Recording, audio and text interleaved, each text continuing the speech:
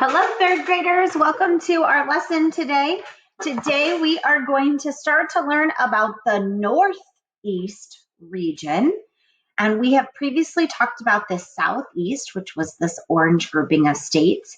And today we're going to start the Northeast, which is this blue grouping of states. You should have already written down the names of the states on your map. And today we're going to start in our reading. So I am in my reading packet about the regions, and I am in the Northeast region, which is the third page in. And remember, you're going to want a pencil or a highlighter so that you can underline some important parts as we go. All right, here are the questions that you're going to answer when we are finished. Question 1 is true or false? The Rocky Mountains are part of the Northeast region.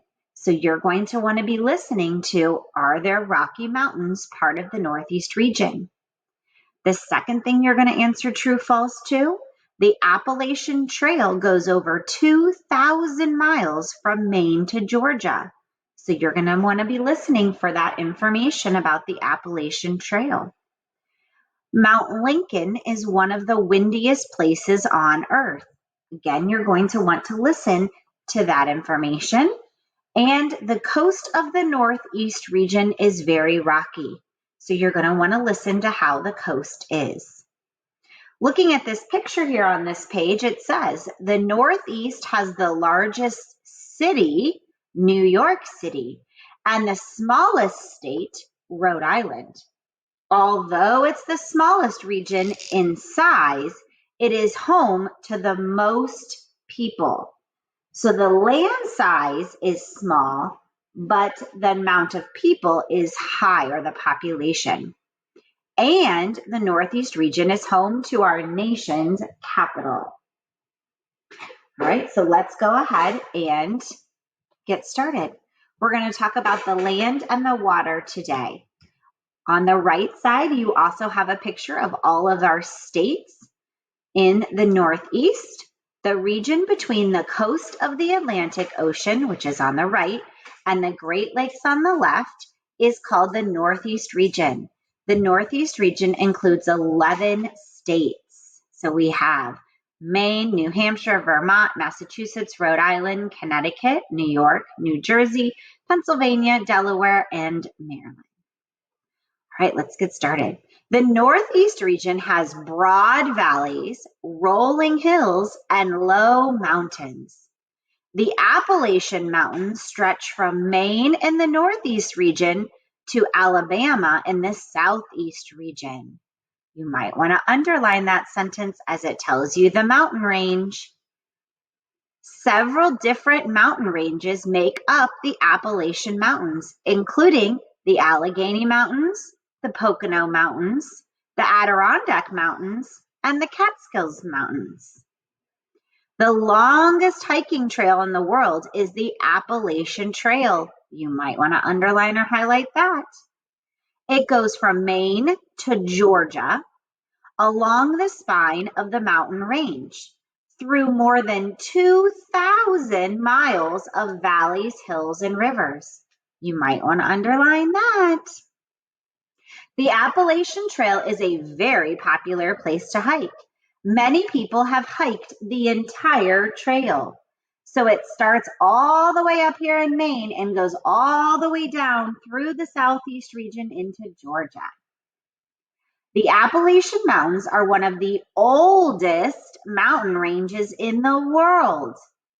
Although they used to be very tall, they are much smaller now. Over time, water, wind, and ice have caused the rock of the mountains to slowly break down. Now the peaks of the Appalachian Mountains are smooth and rounded. And here is a picture of some of the Appalachian Mountains. And you can see they don't have a pointy peak. They're more rounded and smooth on the top. Mount Washington in New Hampshire is part of the Appalachian Mountain Range. At 6,288 feet tall, Mount Washington is the highest peak in the Northeast. The peak of Mount Washington is one of the windiest places on Earth. There's an answer to our true-false question. You might want to underline that sentence. The highest wind speed ever recorded there was 231 miles per hour. Winds exceed hurricane force, 75 miles per hour, over 100 days a year. And this picture here on the right is from the top of Mount Washington, where visitors can see for 100 miles, so if you were to go there. The land in the lower part of the Northeast is good for farming, but the upper part of the region is not. So the lower part is better than the upper.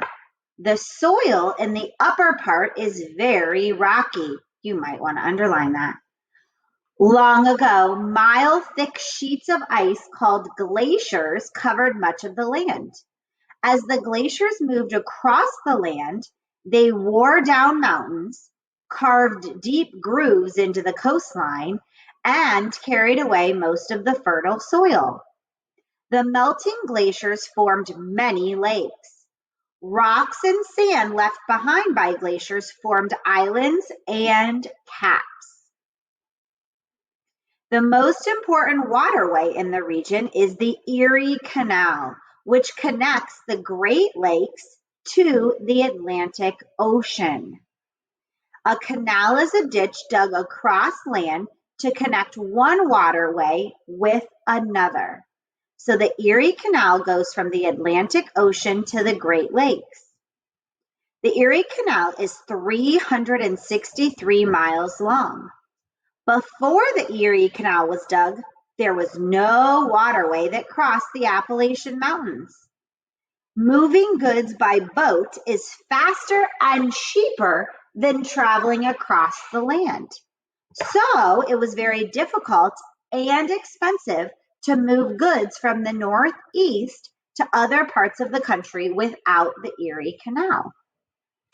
So the Erie Canal then was dug in order to help boats and goods get from the Atlantic Ocean to states in the middle of our country. The boats go into the canal and then they're able to make it to the Great Lakes, which then allows them to disperse their goods easily. Lake Ontario and Lake Erie form part of the border of the Northeast region. They're on the left side or the west side. Lake Ontario and Lake Erie are two of the 5 Great Lakes. The Great Lakes are a group of 5 freshwater lakes located in eastern North America on the border between Canada and the United States. The Great Lakes are so large that they can be seen from the moon. The Great Lakes hold 1/5 of all the fresh water in the world. So you can see on the picture here the jagged rocky cliffs that are on the northern Atlantic coast.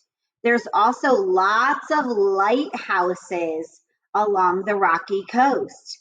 The lights and their foghorns help to keep the boats from coming into the coastline here.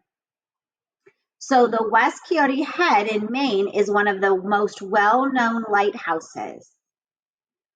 And then we have Lake Ontario and Lake Erie.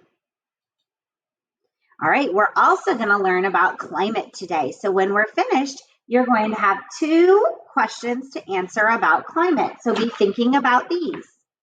True or false, the Northeast region is about halfway between the North Pole and the equator. And true or false, the climate is very cold in the Northeast region all year long. So think of those 2. Let's read about it. The Northeast region is about halfway between the North Pole and the equator. Ding, ding, ding, underline that. So the climate is very different throughout the year, with 4 distinct seasons ranging from warm, sunny summer months to bitterly cold months. You might want to also underline that. Winters in the Northeast are long and cold with many snowstorms. One kind of snowstorm, called a nor'easter, can bring over a foot of snow at one time. Look at this picture. During the cold winter months, Lake Erie may freeze over completely, meaning it's solid. The climate affects the people, animals, and plants that live there. People have to cope with cold winters. Animals' food supplies change with the seasons. Squirrels bury nuts to dig up in winter. Bears and other animals hibernate. They sleep for up to 100 days. Trees like maples and oaks drop their leaves each winter to survive the lack of water, which we've learned about when we talked about plants and animals. All right, so that is our lesson today on the land, water, and climate. The next time I see you, we're going to learn more about the Northeast region.